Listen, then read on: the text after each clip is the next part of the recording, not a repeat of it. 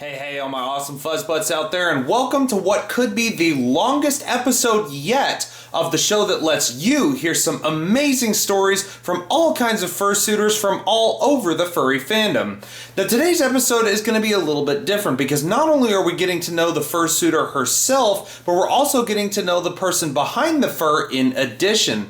And basically, that's because this person is a jack of all trades. Not only is she a fursuiter, but she's also an artist, a dancer, and even a fursuit maker, all wrapped up in one fun-size, energetic package. Who am I talking about? Well, you're about to find out right about now. It has to be said that behind every furry is a person. Behind every person, there's usually a story.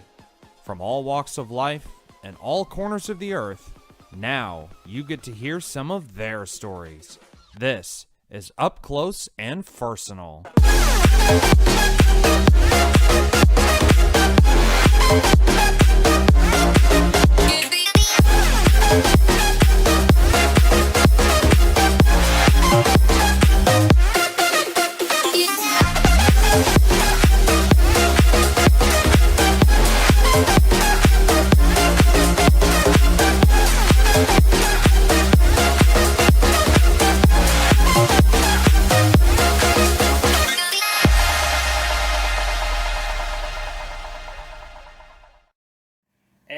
She is, ladies and gentlemen. This is Miss MikaGlitch. Hello, how are y'all doing? And as you can see right now, happy holidays. Yes, a very happy holidays. We are actually filming this around Christmas time, but if you don't happen to be watching this around Christmas time, we wish you a Merry Christmas anyway, or Happy Holidays, however you decide to say it. Happy Yule, Kwanzaa, let's see, what else is there? I think they get the idea. Okay. I'm just trying to be fair, equality for all. Anyway. Indeed. But anyways, guys, first off, Mika, thank you for bringing me down to your workshop. It was your invitation, after all, that brought me down here.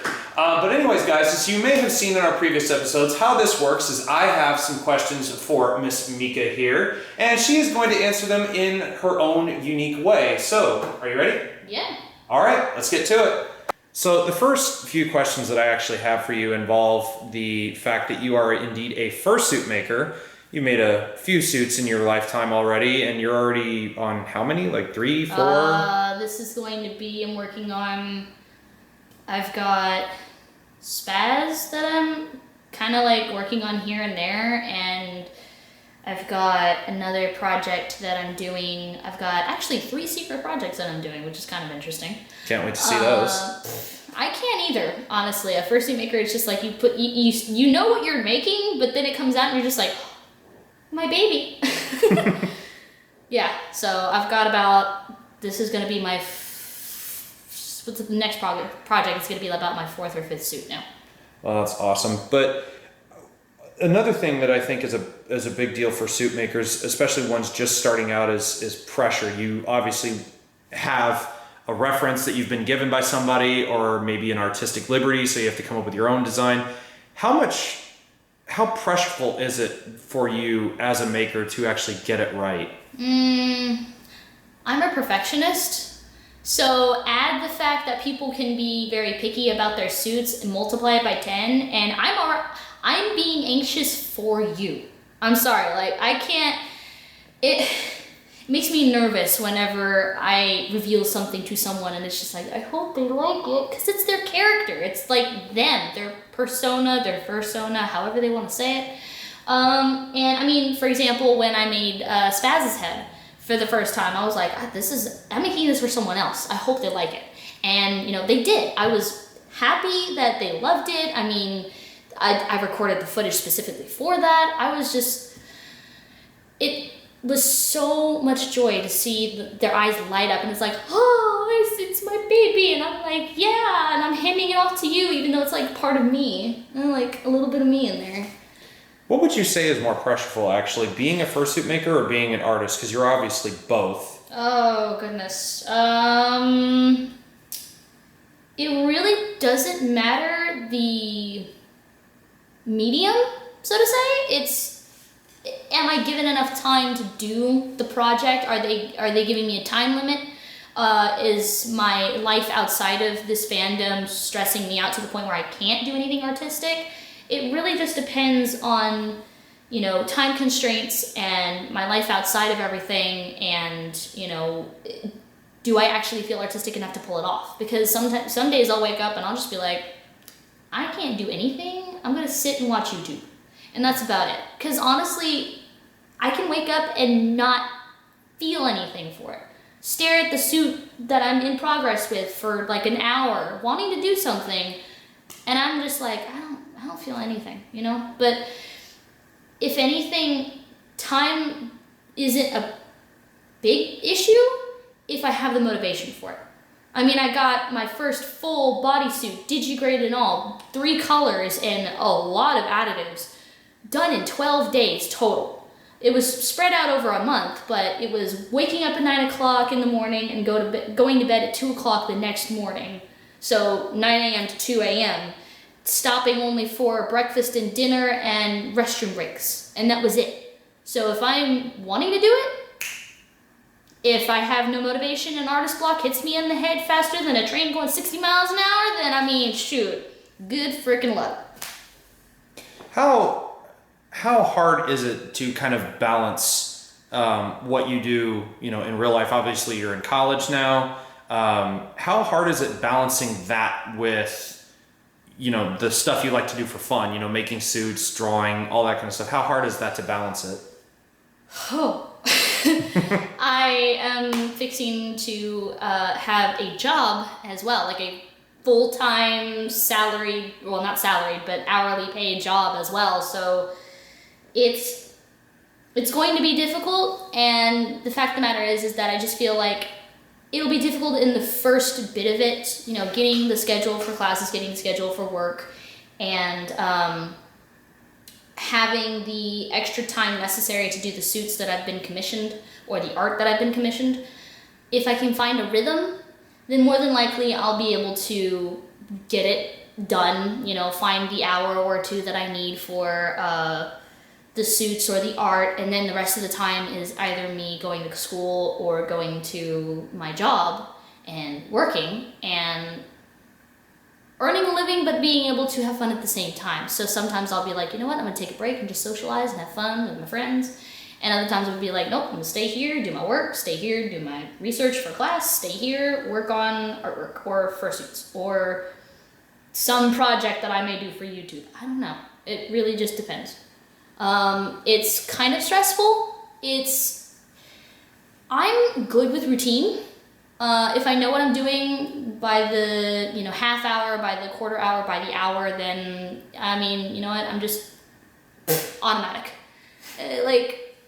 Kind of like stepping stones. It's like, just take it one step at a time, you know, look forward to the next hour, look forward to the next section of your day, and go for it, you know? And one of the other things as a fursuit maker, what would you say would be more of a challenge in your eyes? Having a reference sheet in front of your face and knowing what you're working with when you're working on someone's suit, or like a lot of professional makers out there, ones that have cranked out $3,000 or $4,000 suits. What do you think is more of a challenge, having a ref or doing an artistic liberty one? Well, I don't have one that I've been commissioned as far as artistic liberty. All the ones that I've been commissioned so far they have a ref, they know what they want, they have specific things that they want on their suit. There's a Dutch angel dragon that I'll be doing here soon that has scaled spots on their suit that are going to be inside the fur area, and they want them to be made out of something that's actually like a scale. So I suggested, okay, vinyl maybe, and so that's going to be, you know, laborious to stitch all those spots on, but I mean, it's whatever. I'll just do it while I'm waking up in the morning drinking coffee. Artistic liberty, same thing. It's like Iridite was my artistic liberty. I said I wanted to make an angel dragon, and I was like, okay, sketch something out. That looks good, suit, and you know, made it in 12 days. There you go. I think it's it's relating to, do I have artist block or am I inspired? Can I crank something out in a few minutes or a couple of hours and be done with it and be like, yes, this is what I want, it looks good, or am I like, nothing I do turns out right?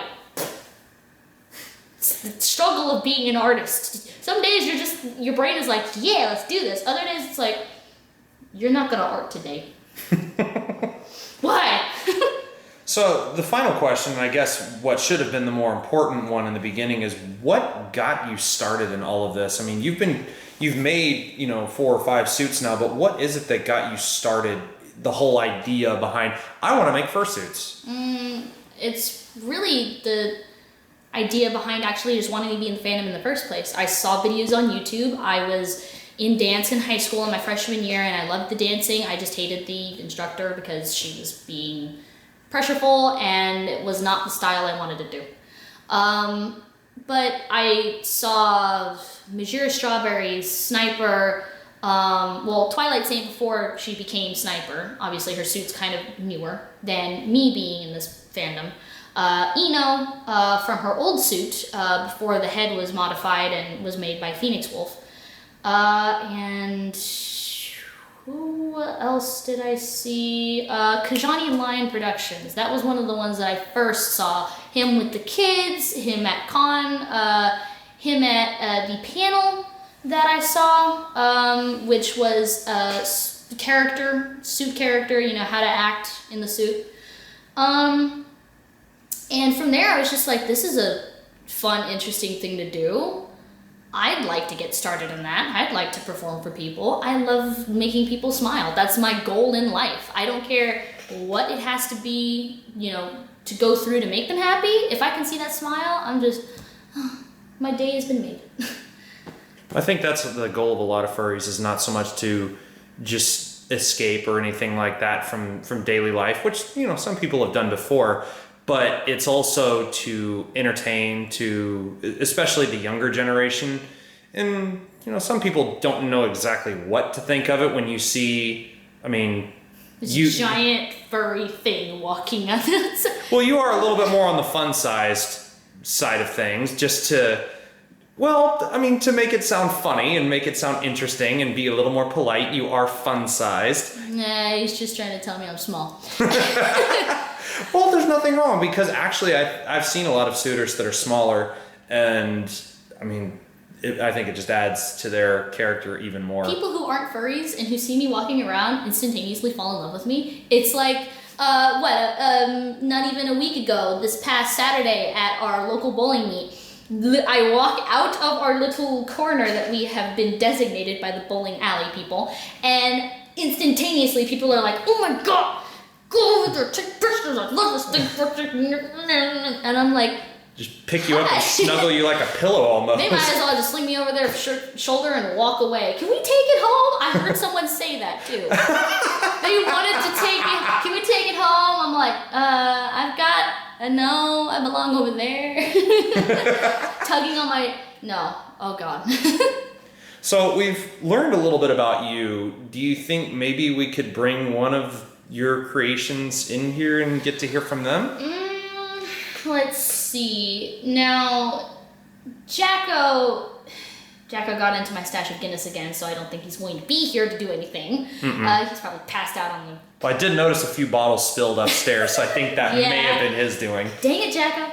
And Iridite, unfortunately, hasn't been feeling up to snuff. She's a little worse for wear. So, she's not going to be up either, but I think I have the perfect character to bring out here. So, wait.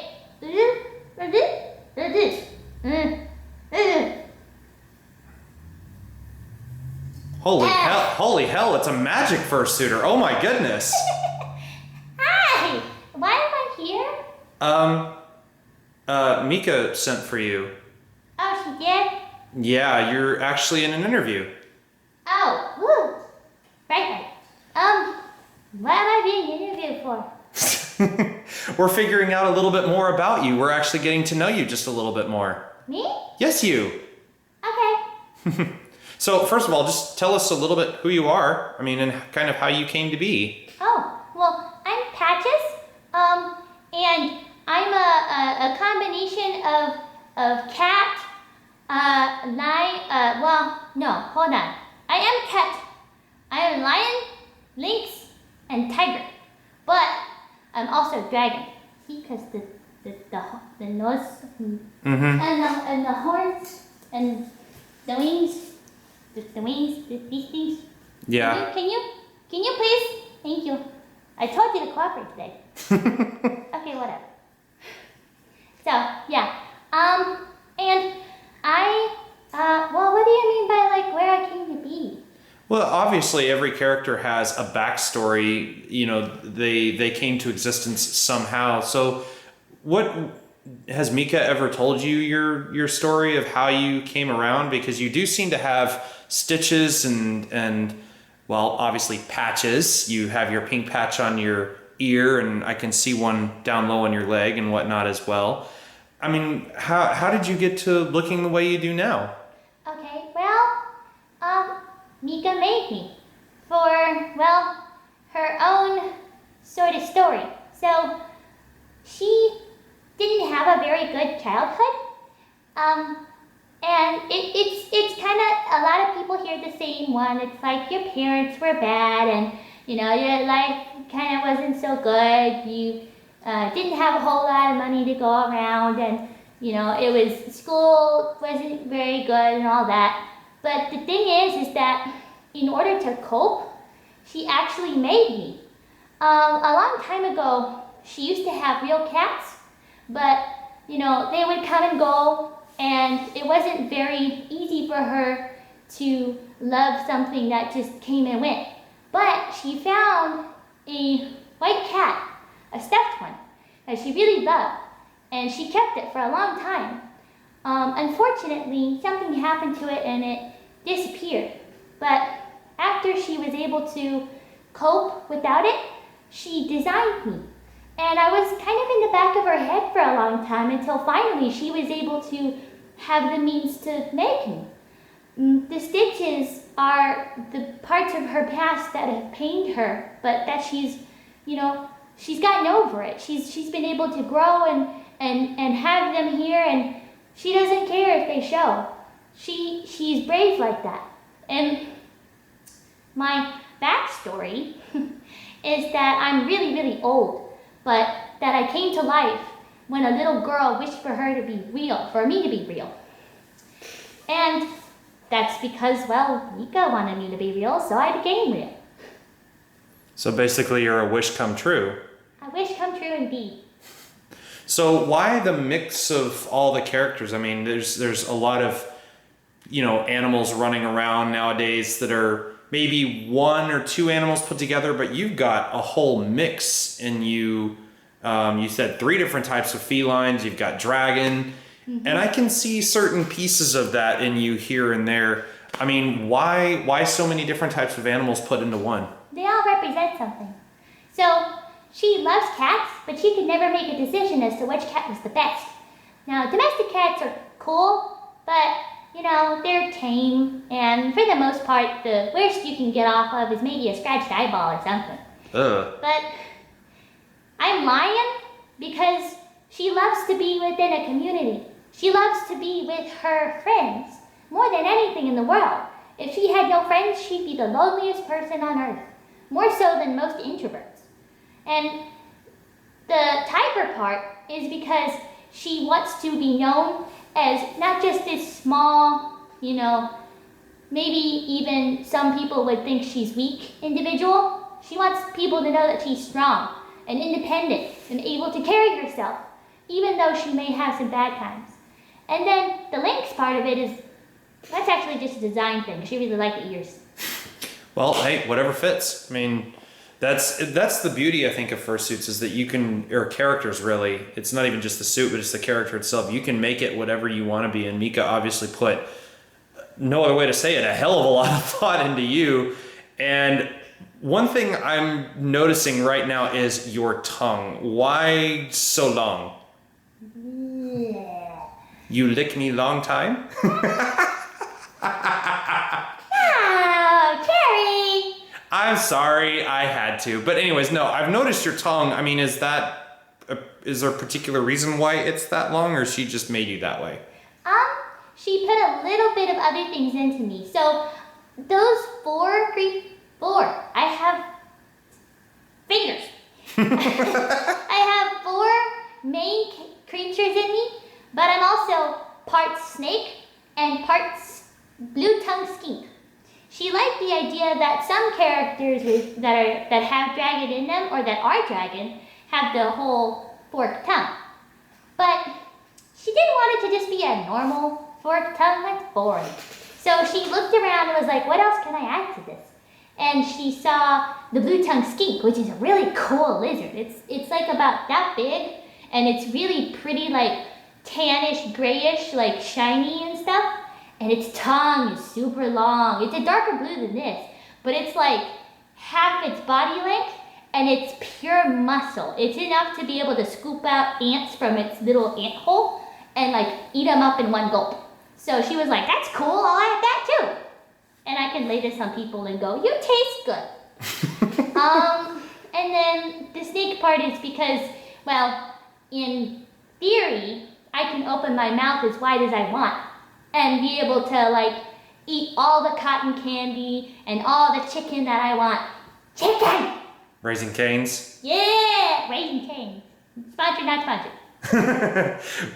We were not paid to say that, ladies and gentlemen, but anyways, you have gotten into the knack of actually dancing from time to time.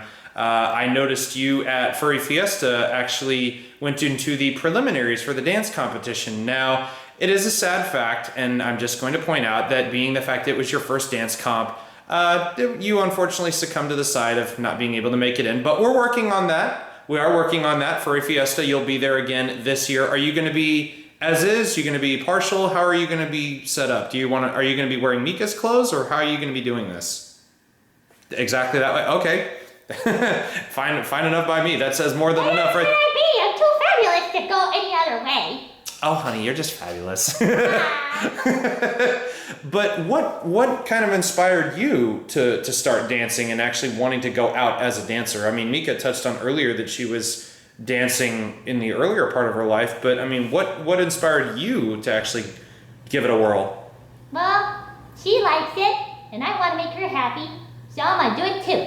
I want to make people happy, and if I can make her happy and make other people happy as well, the whole crowd, then you know what? Go for it. More power to you on that one. Now, being that she built you basically from the ground up, as a lot of us say, what are some of your favorite features about yourself? Like when you look at yourself in the mirror, what are some of the things that you like the most about yourself? Oh, well, I mean, the long tongue is one thing. I've got some really nice sets of teeth that are a mix of mediums. Now, my outer teeth, these are made of vinyl so that they're, nice and soft. No one's going to be able to really mess them up, and they still look good. My inner teeth are made out of Sculpey so that they shine bright like it's actually saliva in there. But my favorites, I can't decide between my eyebrows and my tail. My eyebrows move, so I could be a pissed off Patches if I really wanted to. No. Or confused. What is that? Well,